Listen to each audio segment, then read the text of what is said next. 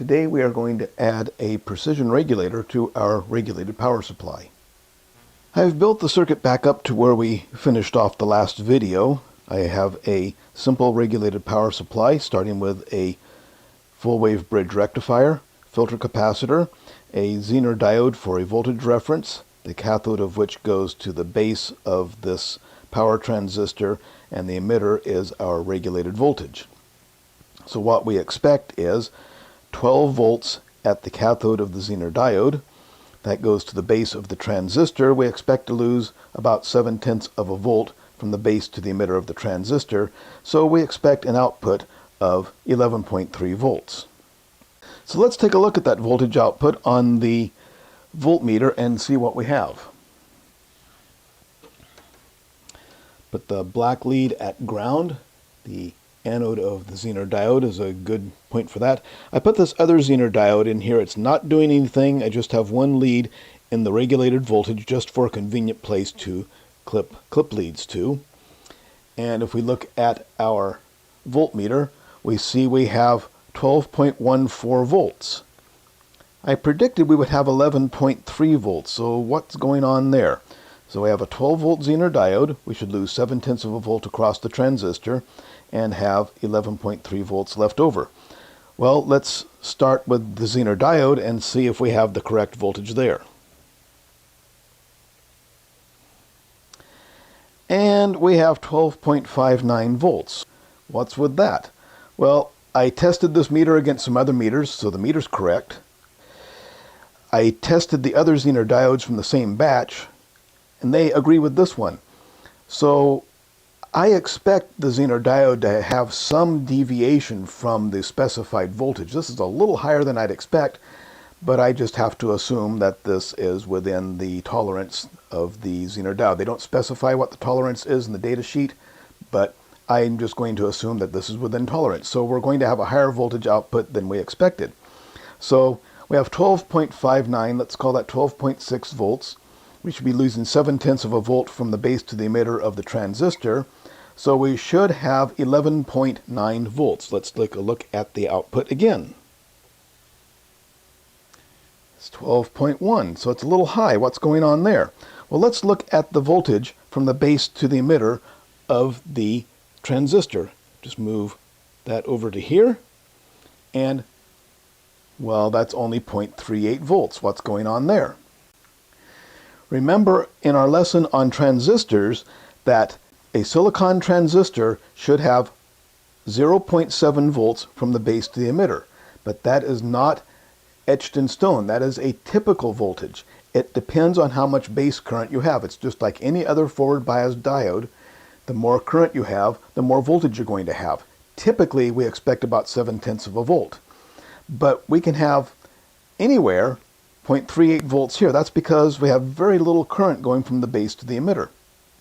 So we have much lower voltage than we expect. This transistor is not even turned on. It's in the off state because it's going to turn on when the base to emitter voltage starts to get around half of a volt, and we're below that. So that transistor is completely turned off. So we are not getting the voltage we expect here, but this is typical. So our voltage on the output, let's look at that again, is 12.1 volts. Okay, so there's our 12 volt regulated power supply. Now let's put some load on this and see what happens. I have a 100 ohm rheostat here, and let's hook that on the output. Before we do that, let's take a quick look at our oscilloscope trace and remind ourselves what that is. We have two traces here. The top trace is my unregulated voltage, and the bottom trace is my regulated voltage. I have set up the scope so that for the top trace, the middle of the screen is my zero. So I'm going to, let's do the right one, I'm going to ground the input.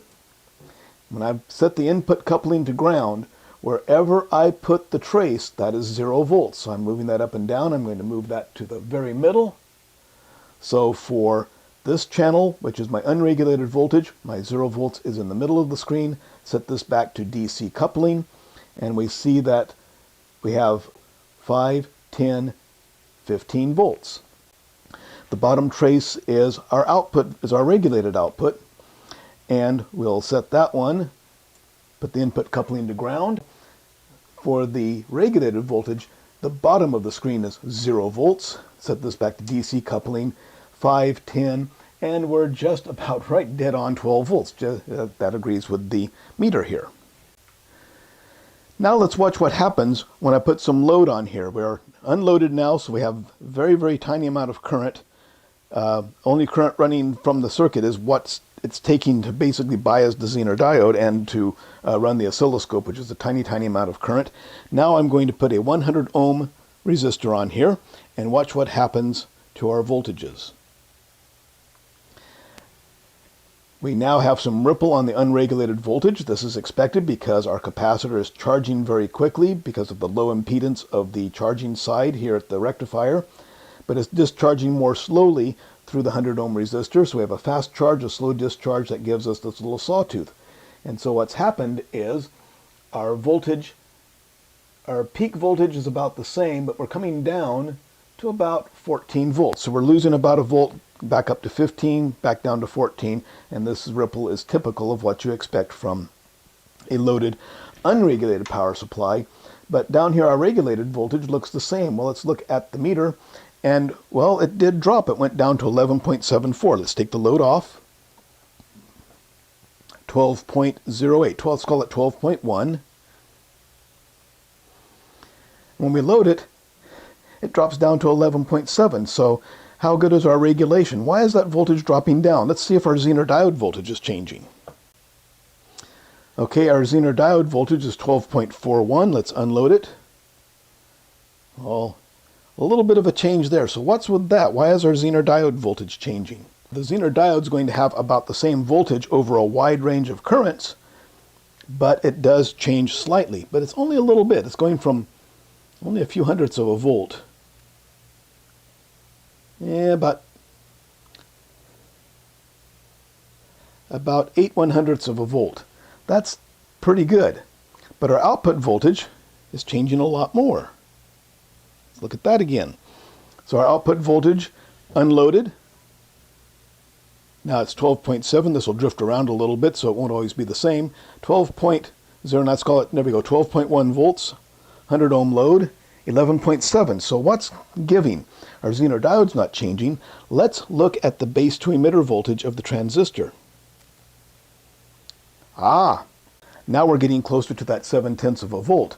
So we have 0.67 volts, and if I unload it, down to 0.3 volts.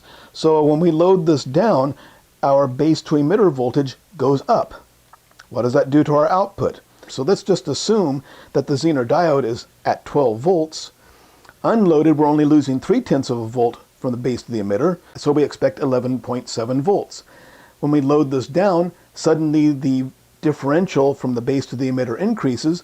The base is still stuck at 12 volts.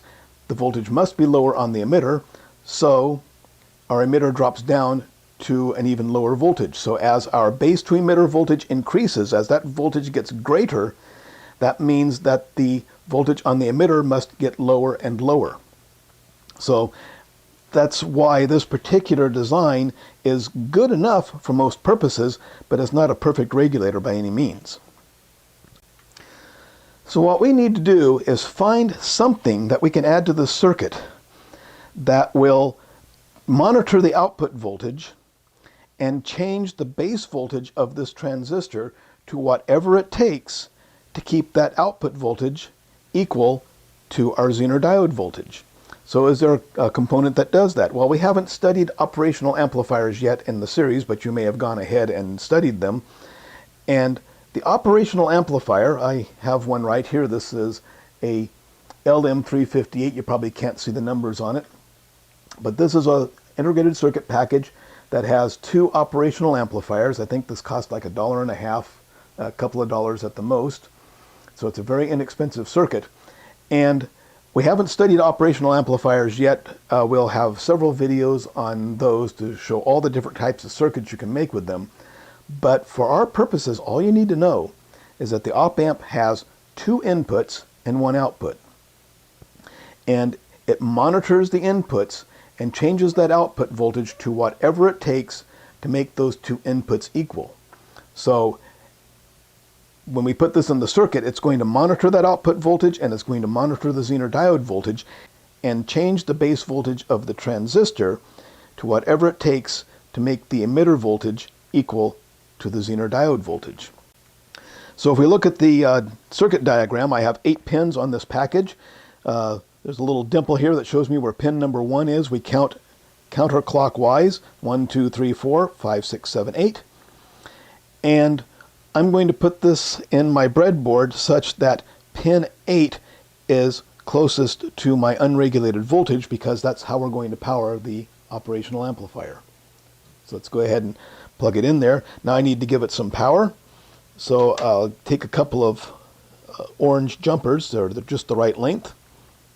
And I'm going to put my unregulated voltage to pin 8, which is where the positive voltage, or the VCC, should go to power this op-amp. And pin number 4 is where my negative voltage, in this case ground, goes to power this op-amp. So that op-amp is now powered. Positive to pin 8, negative to pin 4. Now what I need to do is hook up my Zener diode voltage to the non-inverting input. If we look at the diagram here, we have 2 inputs. One's labeled with a plus, one's labeled with a minus. The plus input is called the non-inverting input, and we want to put our Zener diode voltage at that input. So I'm going to take this brown wire out so I can use this red wire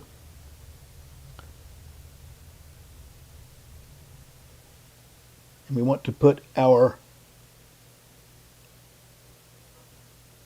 reference voltage at pin number 5, which is our non-inverting input. Now, the next thing we want to hook up is the regulated output. We want that to go to the inverting input. What that does is it gives the circuit negative feedback, meaning that the circuit is going to watch our regulated voltage. And if that voltage goes up, since it's going to the inverting input, the minus input, that says whatever you see happen on this input, make the output go the opposite direction. So what's going to happen is if our regulated voltage tries to go up, the op-amp will see that and will cause the base voltage, the output of the op-amp going to the base of the transistor, that base voltage will drop. So if our output voltage goes up, the op-amp will pull the voltage on the base of the transistor down to compensate. And if that voltage goes down, the output on the base of the transistor will go up to compensate. So let's go ahead and hook up the regulated voltage to the inverting input. That's going to be pin number 6. Now all we have to do is run the output of the op-amp, which is pin number 7, to the base of the transistor. Okay, so let's put this to the base of the transistor and to the output of the op-amp, and fail. So what's going on here? Look at the output. It has the same ripple as my unregulated voltage. Let's take off the load and see what happens. Well, unloaded looks okay, but as soon as I put that 100 ohm load, I've got the ripple duplicated on my output. Well, I was expecting this. I knew this was going to come and bite me, and it finally did. What I did is I made a poor choice of my transformer here. I've built this circuit a gazillion times. I have led students through labs doing this countless times. But I used a transformer that I found readily available at a surplus store that I could buy in bulk for my labs. And it was a 18-volt transformer, which plenty enough to make a 12-volt power supply. Now, designing this from scratch, I thought, I'm making a 12-volt power supply. I'll buy a 12-volt transformer. That should be enough. I know I need a little extra voltage overhead, but I get that. Let me unload this so we can see what's going on. So here's my unregulated voltage. What do we have? 15 volts.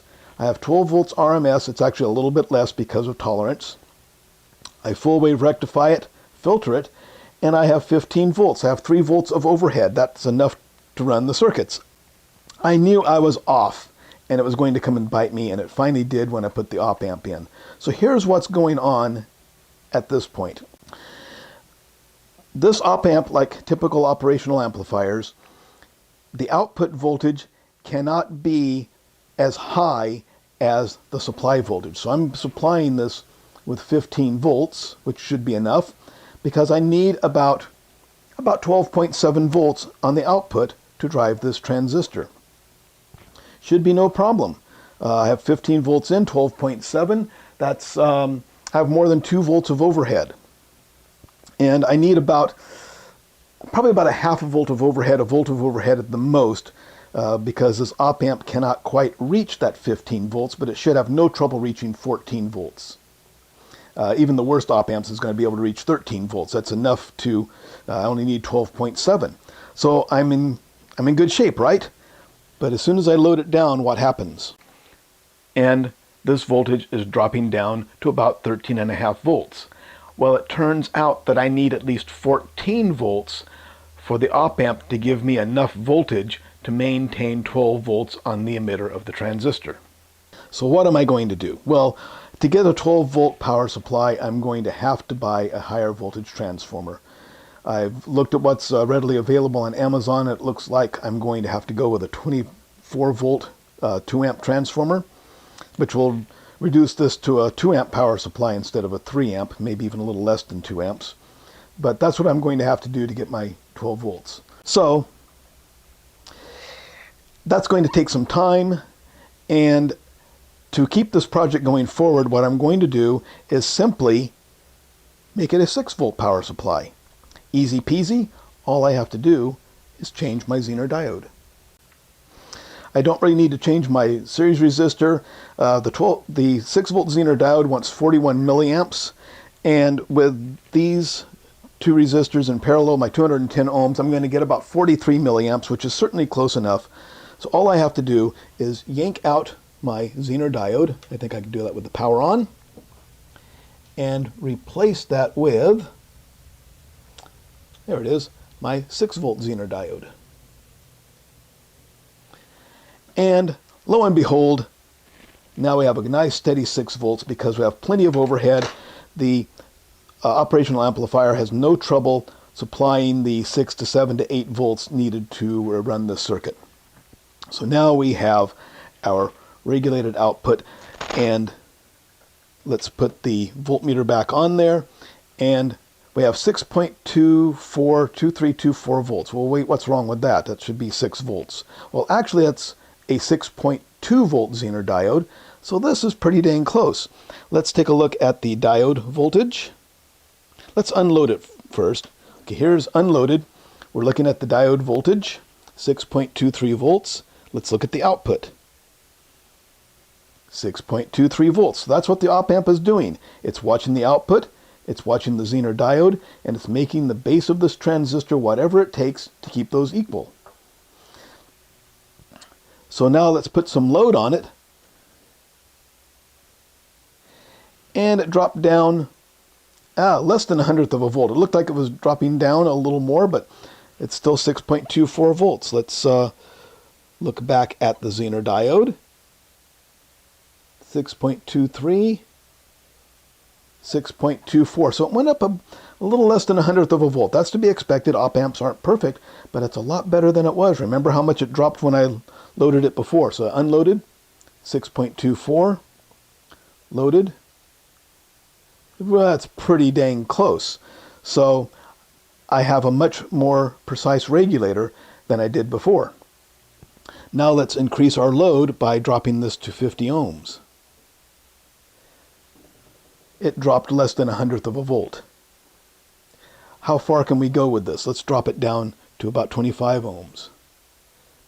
Down to 6.21 volts. So we're only losing a few hundredths of a volt as we load this down. We're going to reach a point where the regulation starts to fail, which is right about here. Let me crank that back over. I don't have a heat sink on this transistor, so it's going to get pretty dang warm. Yeah, oh yeah. Not quite hot enough to boil my spit, but it's pretty dang warm. I don't want to kill my transistor. But eventually we get to a point where there's not enough voltage across that pass transistor, and we see now we're getting some dips in the voltage here. So it's dropping down too low. We're not getting enough current through the Zener diode for it to work properly. and so we start to lose our regulation. But this is working much better than we did before. So now we have a precision regulated power supply. As this is now, I control my output voltage basically by changing my Zener diode. But now that I have this op amp here, I can change my voltage by changing the gain of my op amp. So right now I have a 6.2 volt Zener diode. What if I want a higher voltage? Well, I could get a higher voltage Zener diode, but I can also do it by adding gain to this amplifier. The way I do that is I put a voltage divider in the feedback loop. Our feedback loop is going from the regulated voltage into the inverting input. So right now, my regulated voltage, which is 6.24 volts, goes into my inverting input, and the op amp does whatever it takes to keep the inverting input the same voltage as the non-inverting input, and so that holds us at a steady voltage. What if I put a voltage divider on there so that the voltage going to the inverting input is half of my output voltage? Well, that means that the voltage going into the op amp is going to be half of my output voltage, and it wants that to be the same as the Zener diode voltage, so it'll have to double the output voltage to make them equal again. So let's look at that again. Right now I have a 6 volt Zener diode and I have an output of 6 volts. If I put a voltage divider on here so that my inverting input sees 3 volts, well, now the inverting input is half the voltage of the non-inverting input, so the voltage on the output is going to go up until the voltage at the inverting input equals the voltage at the non-inverting input. To do that, the output is going to have to go up to 12 volts. So let's do that by putting a voltage divider on the output. So let's pull out that, and we need a couple of resistors here. So I have two 20K resistors that will give me a voltage divider that will, at the middle, will be half the output voltage. So let's go ahead and put this here. One resistor is going from the regulated output to the non-inverting input. The other one is going to go from the non-inverting input to ground. And there we have a 12 volt output. Now I have the same problem I had before. As soon as I load this down, I'm going to get some ripple on there. But as you can see though, by putting that voltage divider in the feedback loop, I gave myself a gain of 2 on this operational amplifier. We'll learn more about that in the series on operational amplifiers, but now I have an output voltage that is twice the Zener diode voltage. The only problem is I need a higher voltage transformer to actually make that work under load. But also, since I have added this op amp and now some gain, I can make this a variable power supply, which can give me a range of voltages. There are two ways I could do this. I could put my variable resistor in the feedback loop and change my gain that way. The only reason I don't do that now is because it's going to be kind of awkward. But I could put my wiper at my inverting input, put one end at my regulated output, the other end at ground, and I could control the gain by changing the variable resistor. That would change the ratio of the two resistances in there, and I could change my output voltage by changing the gain of the amplifier. The other way to do that is to simply put a voltage divider on the output of my Zener diode and change the reference voltage. So let's go ahead and do that because that's just simply a little easier. So let me get ready to put this in place. I'm going to put it right there, holding this so I can see what I'm doing. I need to have a jumper go to ground, and I need another one. I'm going to pull out my reference voltage here.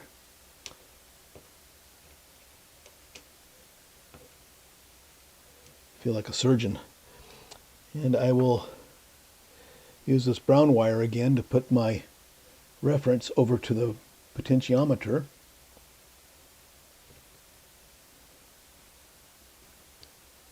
Right about that will do it. So the reference is going to this pin. That pin's going to ground, so the middle pin is now going to go to my non-inverting input. I'll use this red wire again.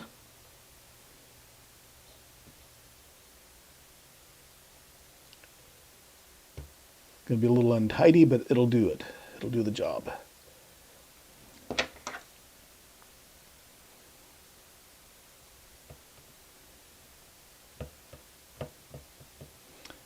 And put the potentiometer in place. And we have an output of 3.79 volts. We can adjust the potentiometer to get more. Let's go ahead and, just because we can, let's crank that up to 8 volts.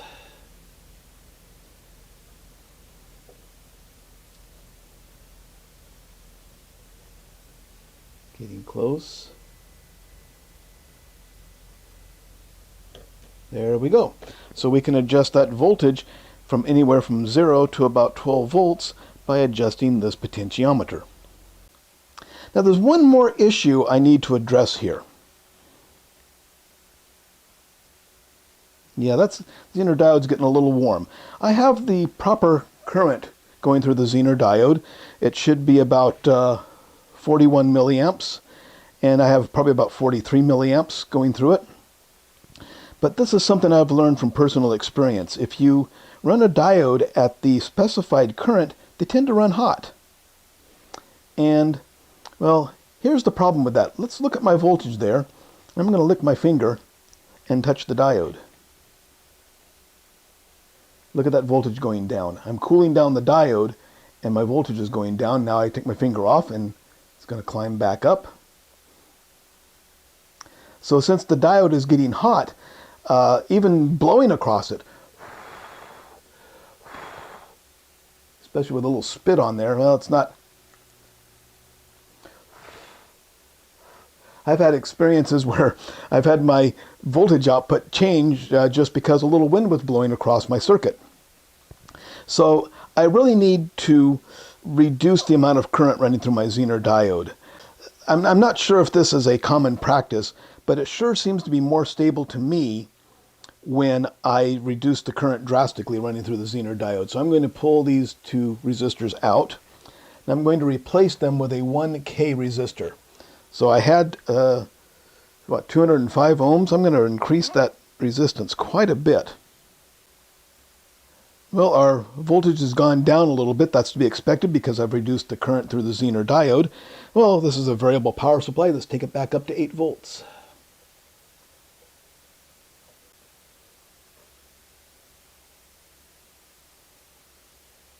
No problemo. Back to 8 volts. Now I'm going to lick my finger and touch the Zener diode, see what happens. Bupkis. Because it's not getting hot. Well, it went down just a little bit, but not nearly as dramatically as before. So by limiting the amount of current going through the Zener diode, I have it a lot more heat stable. Now to really make this work correctly, what I need is a temperature compensated current controlled Zener diode. Those are kind of expensive, at least compared to a regular Zener diode. These are just, a dime or so each. A temperature compensated one is going to be about $2.50, but if I want that real precision, that's the kind of thing I need. But this is certainly working well enough. So let's go ahead and unloaded. So unloaded we have 8.01 volts, 100 ohm load, not much change. 50 ohm load, not much change. 25 ohm load, it's just starting to drop down a couple of hundredths of a volt. So crank that back over. So there we have our finished precision regulated power supply. We're going to have to make some modifications to get the current out of this. I want, for one thing, I'm going to have to get a higher voltage transformer. To reduce the ripple, I need a bigger capacitor. I'm using this 1000 microfarad simply because it fits on the board, but the finished product is going to have probably 15,000 microfarads, and that'll make it work a little better. And we'll see how it goes when we get to that point of finishing this off and putting it in the case as a finished product. Now, the next video we're going to look at how to add some current limiting to the circuit. so that we protect the circuit in case of a short circuit on the outside. So there are a couple of schemes we can use to limit the amount of current that this can deliver and therefore protect itself. If you found this video useful and informative, please give me a thumbs up down below. It really helps the channel. And subscribe, because that not only informs you when I put new videos up, but it really helps the channel also. And a big thank you to my patrons at Patreon. I could not make these videos without your support. If you want to help me put these videos online and keep real vocational education free at vocademy.net, you can go to patreon.com/join/vocademy and pledge your support. And again, a big thank you to my patrons who make this possible, and a big thank you to everyone for watching.